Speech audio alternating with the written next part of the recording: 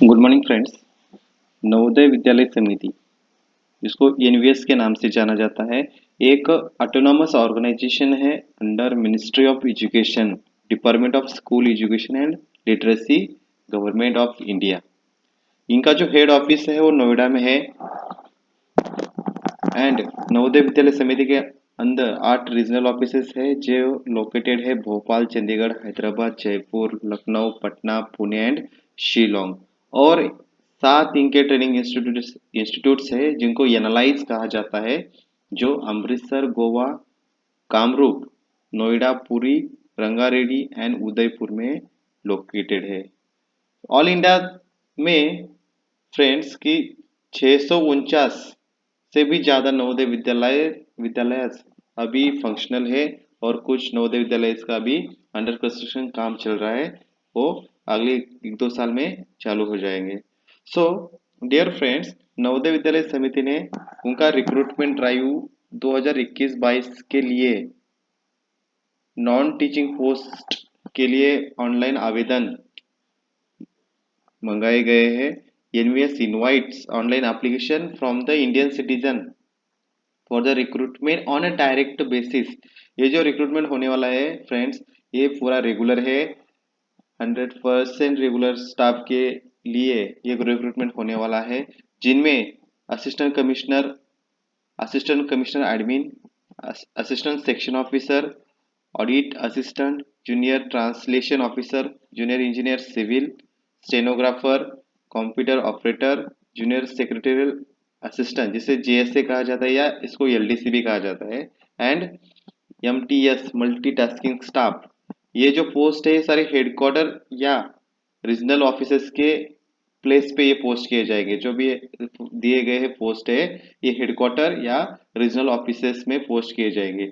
अभी जेएनयू में जो पोस्टिंग होने वाली है उसके लिए है female staff nurse, catering assistant, JSA जिसको एलडीसी भी कहा जाता है, electrician cum plumber, lab attendant and mess helper.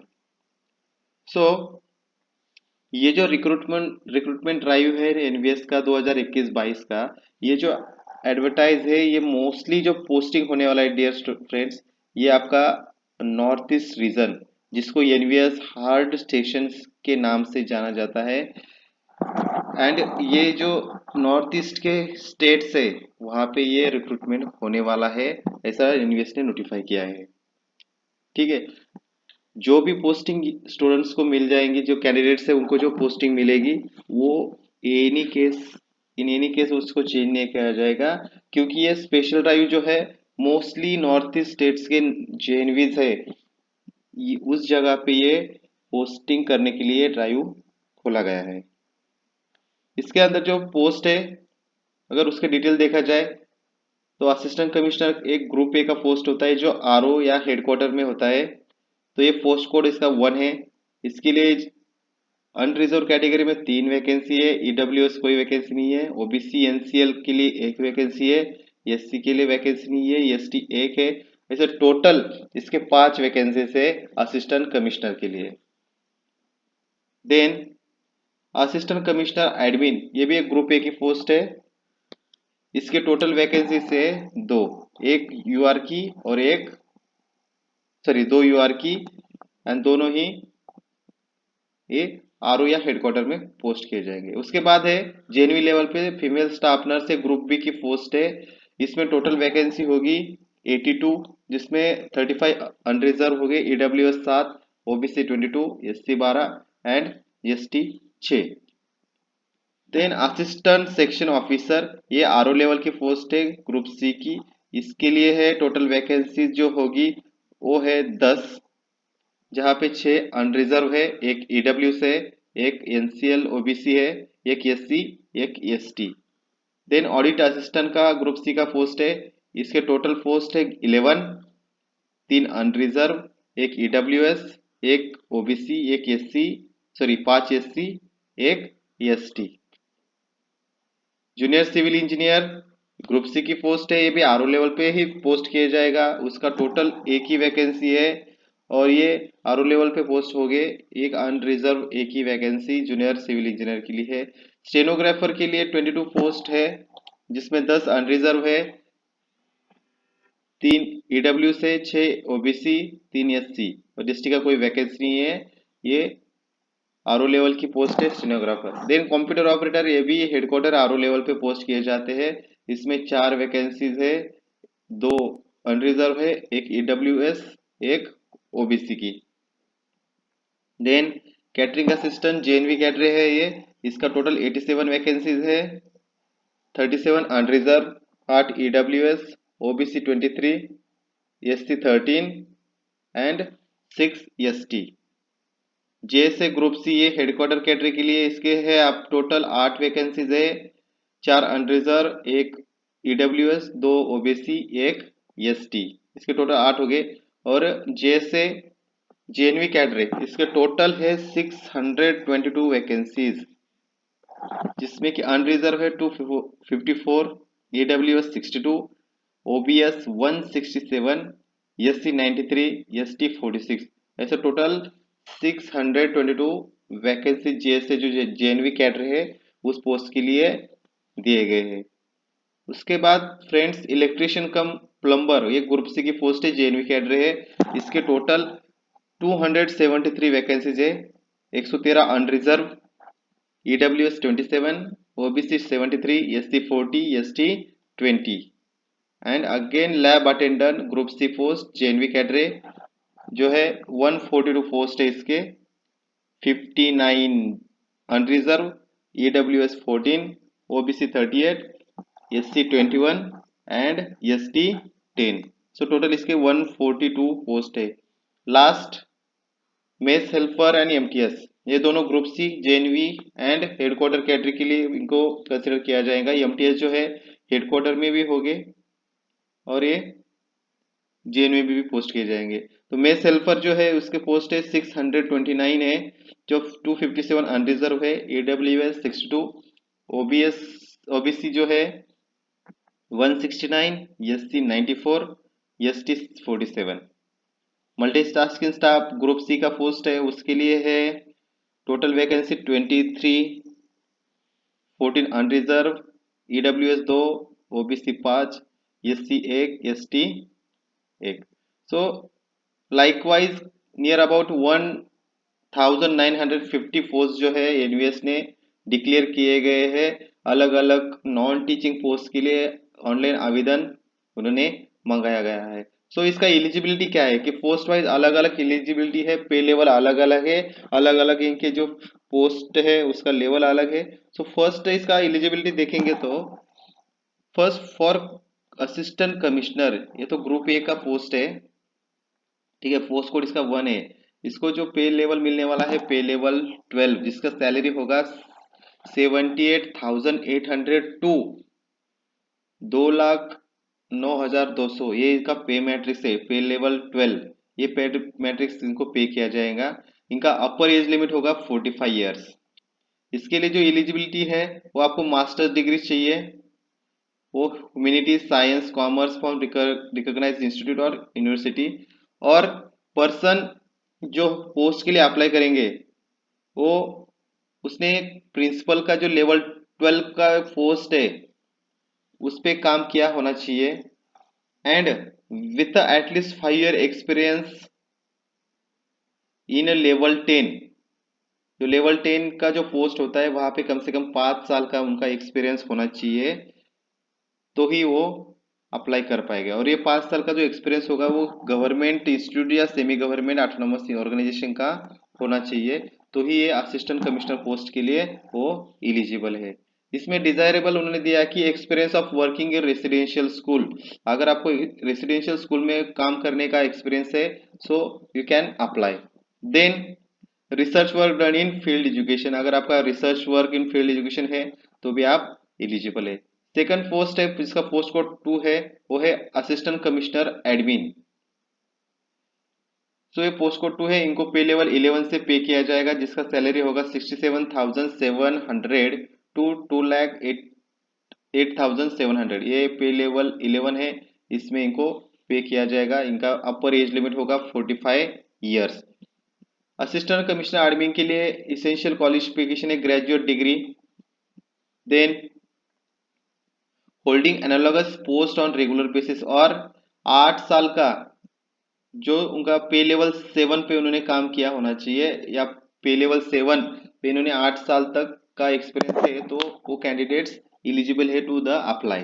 ठीक है। और इनको जो एक्सपीरियंस है वो एडमिनिस्ट्रेटिव वर्क्स या फाइनेंशियल मैटर के रिस्पॉन्सिबिलिटी रिलेटेड गवर्नमेंट या सेमी गवर्नमेंट ऑर्गेनाइजेशन का एक एक्सपीरियंस इनके पास होना चाहिए। फीमेल स्टाफ नर्स, उसके बाद बात करते हैं फीमेल स्टाफ जो जेएनवी कैडर है, ग्रुप बी की पोस्ट है। तो इनको जो पे लेवल दिया जाएगा वो पे लेवल 7 होगा इनिशियली, जो 44,900 टू 1,42,400 ये पे लेवल में इनको पे किया जाएगा। इनको अपर एज लिमिट है 35 ईयर्स, और इसके लिए एसेंशियल क्वालिफिकेशन है डियर फ्रेंड्स कि सीनियर सेकेंडरी चाहिए आपको, 12th है। उसके बाद अगर आपका नर्सिंग का कोई भी एक ग्रेड ए का 3 साल का एक सर्टिफिकेट है आपके पास, तो भी आप क्या है इलिजिबल है इस पोस्ट को अप्लाई करने के लिए। और आपके पास बीएससी नर्सिंग है तो भी आप इसको अप्लाई कर सकते हैं। और इसका इसेंशियल है कि आपका रजिस्ट्रेशन होना चाहिए इंडियन नर्सिंग काउंसिल के या स्टेट नर्सिंग काउंसिल के पास, आपका रजिस्ट्रेशन है तो आप अप्लाई कर सकते हैं। And practice experience of 2 year in hospital and clinic, आपके पास 2 साल का अगर एक्सपीरियंस है you are eligible to apply. और हिंदी और रीजनल लैंग्वेज जहाँ पे भी आप अपॉइंट किए जाएंगे तो वहाँ की रीजनल लैंग्वेज इंग्लिश और हिंदी का आपको नॉलेज होना चाहिए, दो you are eligible. Then assistant section officer, ये आरओ लेवल की पोस्टिंग होती है असिस्टेंट सेक्शन ऑफिसर। इसके लिए आपको पे लेवल 6 से पे किया जाएगा, जो 35,400 टू 1,12,400 ये पेमेंट इसमें आपको पे किया जाएगा। इसका एज लिमिट है 18 टू 13 ईयर्स, मैक्सिमम आपका 13 ईयर्स होना चाहिए। एज रिलैक्सेशन जो है आपको as per the government rules है वो अप्लीकेबल से, अगर आप कैटेगरी है तो आपको 5 साल है, अनरिजर्व है, ओबीसी है तो आपको 3 साल है। Depending on the government rule आपको कैटेगरी वाइज रिलैक्सेशन मिल जाएगा। तो इसेंशियल इसके लिए क्वालिफिकेशन है degree from the recognise university, आपके पास ग्रेजुएशन डिग्री होना चाहिए। ये नॉलेज ऑफ कंप्यूटर आपके पास मस्ट है, क्योंकि ये असिस्टेंट सेक्शन ऑफ फाइनेंशियल का पोस्ट होता है, तो आपको ये 2 डिग्री और नॉलेज ऑफ कंप्यूटर होना चाहिए। तो इनका डिजायरेबल है कि 3 साल का जो आपका एक्सपीरियंस होना चाहिए एडमिनिस्ट्रेटिव फाइनेंशियल मैटर को हैंडल करने का, सेंट्रल गवर्नमेंट के इंस्टीट्यूट में या ऑटोनोमस कोई ऑर्गेनाइजेशन है सेंट्रल गवर्नमेंट की, तो उसमें आपको 3 साल का एक एडमिनिस्ट्रेटिव या फाइनेंशियल मैटर्स रिलेटेड एक्सपीरियंस होना चाहिए। इसको आपको पीसी ऑपरेटिंग का भी नॉलेज होना चाहिए, क्योंकि ये टोटली फाइनेंशियल मैटर को आपको हैंडल करना है, तो इसको आपको प्रोफिशिएंसी इन ऑपरेटिंग पीसीज होना चाहिए आपके पास, तो यू कैन अप्लाई। तो दस आर द डिजायरेबल, बट अब वो जो दिए गए हैं वो दस are the essential qualification. Then audit assistant post code 5, जिनका पे लेवल है 6, इनका एज लिमिट होगा 18 टू 30 ईयर्स। इसके लिए आपको चाहिए होगा only BCom from the recognise university, and 3 साल का आपका अकाउंट रिलेटेड एक्सपीरियंस हो गवर्नमेंट ऑर्गेनाइजेशन या सेमी गवर्नमेंट ऑर्गेनाइजेशन, तो ही आप इसको अप्लाई करने के लिए एलिजिबल हैं। देन जूनियर ट्रांसलेशन ऑफिसर जो पोस्ट नंबर 6 है, इसका लेवल होगा पे लेवल 6 होगा, एंड अपर एज लिमिट होगा इनका 32 ईयर्स। इनके लिए जो क्वालिफिकेशन है वो बहुत सारे क्वालिफिकेशन है, लेकिन आपको इसमें मेन होगा कि आपके पास हिंदी का मास्टर डिग्री हो, और बाकी और भी इसके साथ बहुत सारे ऑप्शन दिए हुए हैं, लेकिन इसका मेन है कि आपको हिंदी का नॉलेज हो और हिंदी की मास्टर डिग्री अगर आपके पास है तो आप इसको अप्लाई कर सकते हैं। जूनियर इंजीनियर सिविल जो पोस्ट 7 है, पोस्ट कोड 7 है, इसका पे लेवल होगा 5th, और अपर एज लिमिट है 35 ईयर्स। इसके लिए आपको सिविल इंजीनियरिंग का डिग्री आपके पास होना चाहिए, या 3 साल का डिप्लोमा अगर है आपका फ्रॉम रिकॉग्नाइज इंस्टीट्यूट, एंड आपके पास अगर एक्सपीरियंस है 3 ईयर्स का कंस्ट्रक्शन या बिल्डिंग कंस्ट्रक्शन वर्क का, तो भी आप क्या कर सकते हैं अप्लाई कर सकते, यू आर एलिजिबल। एक तो डिग्री हो सिविल का या 3 ईयर डिप्लोमा प्लस 3 साल का एक्सपीरियंस आपके पास कंस्ट्रक्शन रिलेटेड एक्सपीरियंस है, so you can able to apply. Then experience of 3 years of experience of 3 year of candidate in construction and building must be in central state government autonomous or statutory organization. Okay, then stenographer post है जिनको पे level 4 से पे किया जाएगा, इनका as limit है 18 से 27 ईयर्स। इनका इसेंशियल क्वालिफिकेशन है सीनियर सेकेंडरी सर्टिफिकेट 12th आपको चाहिए। शॉर्ट हैंड का स्पीड 80% पर वर्ड चाहिए, या टाइपिंग स्पीड आपको 40 वर्ड्स पर मिनट्स इन इंग्लिश होना चाहिए। और शॉर्ट हैंड अगर आपका 60 वर्ड्स पर मिनट है और टाइपिंग 30 वर्ड है तो भी आप अप्लाई कर सकते हैं। देन कंप्यूटर ऑपरेटर है, ये आरओ लेवल का पोस्ट है, इसको पे लेवल 4 से पे किया जाएगा। इसका एज लिमिट है मैक्सिमम 18 टू 30 ईयर्स। इसके लिए इसेंशियल क्वालिफिकेशन होगा degree from recognise university, and आपको जो ऑफिस है माइक्रोसॉफ्ट ऑफिस से डाटा प्रोसेसिंग होगा, वर्ड प्रोसेसिंग, एक्सेल, इसका आपको बेसिक नॉलेज होना चाहिए। ये इनका डिजरेबल क्राइटेरिया है। देन नेक्स्ट पोस्ट है पोस्ट कोड 10 कैटरिंग असिस्टेंट, इसको पे लेवल 4 से पे किया जाएगा। अपर एज लिमिट इसका 35 है, और इसके लिए आपको क्वालिफिकेशन की 10 पास होनी चाहिए आप, और आपके पास कैटरिंग का डिप्लोमा होना चाहिए आपके पास, या 12th के पास कोई डिग्री है जिसमें आप कैटरिंग रिलेटेड आपने कोर्सेज किए हैं तो भी आप इसको अप्लाई कर सकते हैं। देन जे से हेडक्वार्टर के लिए ये पे लेवल 2 में इनको पे किया जाएगा। एज लिमिट है 18 से 27। नाउ सीनियर सेकेंडरी सर्टिफिकेट इसका 12th होना चाहिए, और इसके साथ आपका इंग्लिश टाइपिंग है 25 वर्ड्स पर मिनट इंग्लिश में होना चाहिए। हिंदी का आपका सॉरी 30 वर्ड्स पर मिनट इंग्लिश का होना चाहिए, 25 वर्ड्स पर मिनट्स वो हिंदी में होना चाहिए। और आप 12th पास है फ्रॉम सीबीएसई और स्टेट बोर्ड, एंड देन आपको अपने ऑफिस मैनेजमेंट का आपने कुछ प्रैक्टिस किया है तो भी आप इसको एलिजिबल है अप्लाई करने के लिए। नॉलेज ऑफ कंप्यूटर होना चाहिए आपके पास, अगर आपके पास एक्सपीरियंस है तो you can get the preference in the posting. तो ये सेम है आरओ लेवल के लिए भी एंड जेएनवी के लिए। देन इलेक्ट्रिशियन के लिए आपको पे लेवल 2 में पे किया जाएगा। एज लिमिट है आपका 18 से 40। इसके लिए आपको 10th पास होना चाहिए, और आईटीआई होना चाहिए wireman plumbing from recognise institute. Electrician और वायरमैन प्लम्बिंग का अगर आईटीआई है आपके पास तो आप अप्लाई कर सकते हैं, और कम से कम आपको 2 साल का एक्सपीरियंस होना चाहिए रिलेटेड फील्ड में काम करने का। इसके लिए 2 साल का आपका एक्सपीरियंस आपको डिजायरेबल है, तो आपको प्लम्बिंग का 2 साल का एक्सपीरियंस होना चाहिए। उसके बाद है लैब अटेंडेंट, इसको पे लेवल 1 में पे किया जाएगा। एज लिमिट है 18 से 30। इसेंशियल क्वालिफिकेशन 10th होना चाहिए आपके पास, या diploma in laboratory techniques. 12th है आपके पास तो आपको बाकी कुछ एजुकेशन की जरूरत नहीं है, आप अप्लाई कर सकते हैं। मेस हेल्पर के लिए आपको पे लेवल 1 में पे किया जाएगा। एज लिमिट है अपर एज लिमिट 30 ईयर्स। इसके लिए सिर्फ आपको 10th पास है, you can able to apply. Now last MTS headquarter and कैटरे के लिए तो आपके पास होना चाहिए सिर्फ 10th, तो आप इसको अप्लाई कर सकते हैं। ये जो पोस्ट है सब आप ऊपर हमने डिस्कस किए, इनके लिए जो एज लिमिट होगा upper age limit as per the government rules है। कैटेगरी के लिए 5 साल, ओबीसी के लिए 3 साल।